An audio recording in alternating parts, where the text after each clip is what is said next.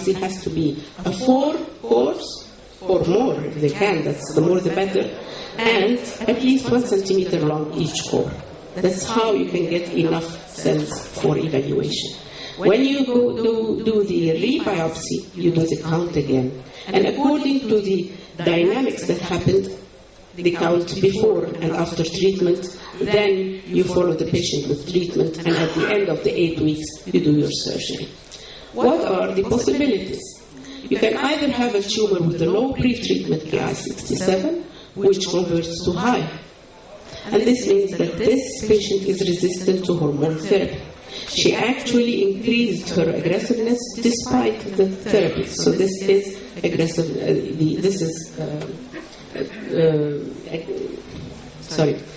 Resistance. Now, why the resistance? Because of some genetic malformation and mutational gain. This mutational gain caused the resistance to occur. The other possibility is that you have a high Ki or a low Ki that remain to be low. This means that this patient is responding, and you have to continue your hormone therapy until you do your surgery after 8 weeks. Now, in the first possibility, this patient has to be shifted from neoadjuvant hormone to neoadjuvant chemo. So you see that Ki is a very strong weapon, can identify patients who will benefit from endocrine or chemotherapy, or the conversion of which can also identify patients who will benefit from a particular chemotherapy protocol or a particular endocrine therapy. If the count is high, then clinical oncologists may like to use taxanes or aromatase inhibitors, but if low, then it's enough to give tamoxifen and anthracyclines. This is our patient. Remember, she was luminal B1 with this high count of Ki-67, and the count was 60%. Now, we repeated the biopsy after 4 weeks, and this is how the tumor looked like. Most of the cells are degenerated, hypocellularity, and few cells are positive for nuclear Ki, and the count was dropped from 60 to 20%. So this patient is really responding with all the criteria of pathological complete or partial pathological response, as we heard today. But in fact, we don't expect complete pathological response rate with neoadjuvant hormone therapy. In our material, 27% of our patients received preoperative neoadjuvant chemo and produced the complete pathological response. But with neoadjuvant hormone, less than 10% of patients reach complete pathological response. And of course, we cannot judge now because this is midway between the first biopsy and surgical management. This is another case. This is a lobular carcinoma, but just notice here that the lobular in situ component is always low on proliferation, and don't be fooled by that, because of, and this may explain why the lobular in situ may, as such alone, remain for years before it can gain the androgenic switch and then move to invasive. So if there are invasive components and in situ, prefer always to go to the invasive component. And this is a slide of the invasive part of the tumor. You see here that the Ki-67 is tremendously high. So for search opportunities, the ER-positive disease, we can use the Ki to customize our therapy, whether to go or not, or to shift the treatment from one treatment to the other, identify patients who would be triggered away from the neoadjuvant hormone, and maybe shift that to neoadjuvant chemotherapy. The traditional DNA classification I mentioned is not a very tailored one, and it also uses the Ki-67 or the S-phase fraction. I can see it on the computer, but there's nothing here. الكابل ها؟ مين بيفهم في الكابلات هنا؟ Okay? So traditional DNA classification, that's okay. Okay. So With the permission of Professor Vialli, I'm going to mention something about pathological complete response. Who are the patients that are higher or have a higher likelihood to achieve pathological complete response? Well, younger patients usually, smaller tumors, ductal, high grade, high Ki-67, negative hormone, positive HER2, or triple negative. And the opposite in those who might not reach pathological complete response. Of course, this is not 100% correct, but this is just an indication on how to use your prognostic profile to anticipate what the patient will be up to. Older ladies, bigger tumors, lobular histology, low-grade tumors, low proliferation, hormone positive, and luminal. Now back to this busy table again, and this time we're going to concentrate on the last two columns, namely the basal-like and the Claudine low. Now, how do they differ? If we look, both of them are triple negative. Both of them have high proliferation. Some of them, the Claudine low, may show a biphasal cytokeratin profile. Now, Claudine, we'll talk now about Claudine, but just for a moment, Claudine is defective in the Claudine low group. And its immune profile, again, is present in the Claudine low, namely the CD44. The CD44 is a surface glycoprotein that has to do with cell-to-cell interaction, cell-to-cell adhesion, or dissemination. The basal-like show the BRCA1 mutations. They are the patients or carriers of BRCA1 genes. But the Claudine low, they have defect in the Claudine system or the cadherin adjacent epithelial adhesion together. They are both high grade, but the basal-like, as I said, has the BRCA1 gene mutation. Still ongoing trials as for their targeted treatment, unfortunately not yet out. Triple negative and basal phenomenon, I'm sure also Professor Quinn mentioned that. They are not synonymous, they are heterogeneous. Triple negative may include tumors like adenoid cystic, medullary, and the basal-like phenotype may include those that are BRCA1 mutations. Another case for that group, the triple negative. This lady, again postmenopausal, with a left modified radical mastectomy, a tumor which is 1.6 centimeters, medullary carcinoma in histology. Nodes were negative, and she was staged as stage 1, T1C, NO. 1C because the tumor is larger than 1 centimeter and less than 2. So, what to do? Medullary carcinoma has always been a dilemma. What is it? Is it a low-grade tumor? Is it a non-disseminating tumor? It does not give lymph node metastasis. Why? It has lymphocytes in the edge. Why? Is it of high biology? Is it of low biology? And for that, you really have to include the Ki count as well as tumor suppressor genes. Most importantly, the p53. And this is our case. You see that the Ki-67 is tremendously, very, very high, more than 90%. So you cannot leave that patient without chemotherapy. Again, we did the p53. Similarly, p53 was positive because it is above the cutoff point of 5%. So what to do? You know now that HER2, p53, and Ki can be used successfully to tailor patients' therapy. Of course, in luminal A and B, Ki-67 is a must. And it is not so important in the HER2 positive because the driving force of the tumor of HER2 positive cancer is the HER2 and not the proliferation. But they always have high proliferation. Now the Ki-67 and the p53 are of prognostic value in triple negative because they can direct you to whether to give the patient chemotherapy or not. Our patient was given, it was decided that the patient would be given chemotherapy, and fortunately she is stable.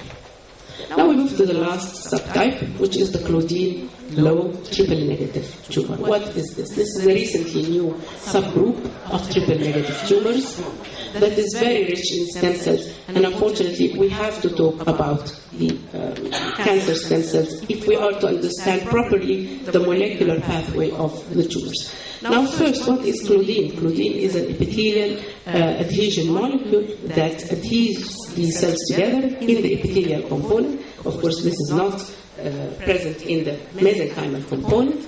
The less of this Claudine, the more the tumor will be disseminating. That's only common sense. And that is how this group got its name, low Claudine. And this means that this tumor is rapidly disseminating, the cells are loose, and they are easily invading. What makes the difference? The difference is in the origin. Always look for the mother stem cell. You have two options. Normally, you can go down with the stem cell and it remains as a stem cell to produce a normal stem cell. Or you go horizontally and the stem cell will differentiate into progenitor cell and further differentiate it into differentiated cell. This is normal. So what about cancer? Mutations occur. Where is the hit of the mutation? This is what makes the difference. If the first mutation here on the left is affecting the stem cell itself, then this will create the Claudine low tumors. If it affects the progenitor cell stage, then it will produce a mutated progenitor cell that is self-renewal. Of course, the progenitor cells are not to be self-renewed. Again, the differentiated cell.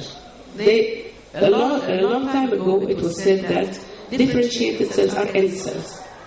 You cannot do something about it. You have to go to the stem cell or the origin. Now, mutations can occur at that stage as well, right at the right side, and this will produce a de-differentiated cell. When this occurs, then it will go and produce a cancer stem cell. I will show you a better cartoon here. If the mutation occurs at the level of the stem cell or the mammary stem cell, then this will produce the Claudine low tumors. If the mutation occurs at the stage of bipotent progenitor cell, whether the luminal or the myoepithelium, then this will produce the other triple negative, the BRCA1 mutation, the basal line. And it only makes sense if these very immature cells produce tumors, they will produce tumors that are immature as well, meaning that they do not have secretion, they cannot do the function of the breast, which is secrete milk or become reactive to hormones. But down again, in the stage of late luminal progenitor, this is downstream exactly to the HER2 at chromosome 17. This causes the amplification of HER2, and this produces the HER2 positive tumors. And lastly, if the mutation occurs at the very late stage of differentiated luminal cells, those that are functional, that produce secretion and have receptors for hormones, these will produce the luminal A and luminal B. Now we understand why the luminal A and B are always hormone positive, while the rest are not. If you look just at the intermediate triangle in the middle, which is yellow in color, and it's called the mesenchymal effect. This is what is known as the epithelial mesenchymal transition. And a lot of talk has been going on that particular aspect.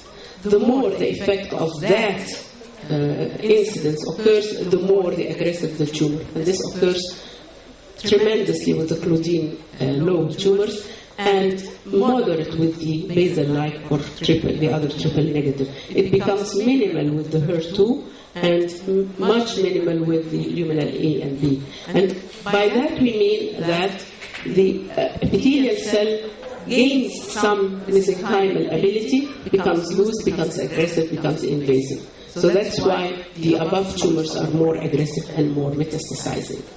So for that sake, this is the last table I promise you that I'll show you. Early stem cell mutation, Claudine low, with a very high epithelial mesenchymal transition. Early luminal progenitor, basal-like, with the gene mutation of BRCA1. Late luminal progenitor, HER2 positive, HER2 amplification. And lastly, differentiated luminal cells, whether A or B, and they show minimal epithelial mesenchymal transition, but not yet gene mutation for them. The only gene mutations found are the BRCA1 mutation for the basal line and the HER2 for the HER2 positive cases. We've been successful up till now in the targeted therapy of HER2 positive, but not still targeted therapy for the BRCA1, but it is on the move. And the epithelial mesenchymal transition then codes for the Claudine law and the metaplastic breast cancer, again having some mesenchymal element, correlates negatively with the pathological complete response. It's a poor prognosis tumor, triple negative, absent expression of the luminal differentiation, high enrichment of the epithelial to mesenchymal transition, gaining of some markers that we know, vimentin, smooth muscle actin, and so on. The immune response is different because in addition to the CD20, which is the humoral immunity, it has its own immunologic profile, low at CD44, which is the marker for the cell junction. High frequency of metaplastic differentiation because of the effect of the epithelial mesenchymal transition, and the standard preoperative chemotherapy is intermediate between the basal line and the luminals. So in this very bizarre heterogeneous group, you have not only to do the 4-IHC4 score, but also you have to test for BRCA1 to put your tumor in the right subclass. The P53 is a must. And also the CD44 helps to delineate the case as being Claudine. And molecular stratification now is 7. Luminal A, ER positive, low grade. Luminal B, ER positive, high grade. And there's the third luminal, which is RE negative, but attaining the androgen receptor. And this again is important because it opens the way for other targeted therapies addressing the androgen receptor. And then the HER2 positive. The normal breast line is a very rare disease, not well understood at all. The basal line, triple negative, BRCA1 mutations, and lastly the Claudine low, which has a low expression of the cell-to-cell junction, CD44, including the E-cadherin and some lymphocytes. Here is the genomic landscape of breast cancer as being projected against the colorectal. We notice only 2 long mountains, and the rest are very, very short hills. Why? Because the mutation within the genomic spectrum of breast cancer is different from the colorectal cancer. It concentrates on 2 main areas, in which if we project something like all these genes against the molecular subtypes, we will notice that, for example, the very important gene now identified, the PI3K, is very much high in luminal A's and decreases as we go down. The reverse is true with P53. It is much higher in the basal line and then decreases as we go up. So the genomic profile also coincides with the molecular subtypes that we mentioned. The rest are really present in very, very low percentages. They are not important because they are not the origin of the tumor, they are not the etiology of the tumor, and if you give targeted therapy against these genes, it will not be effective because of their low percentages.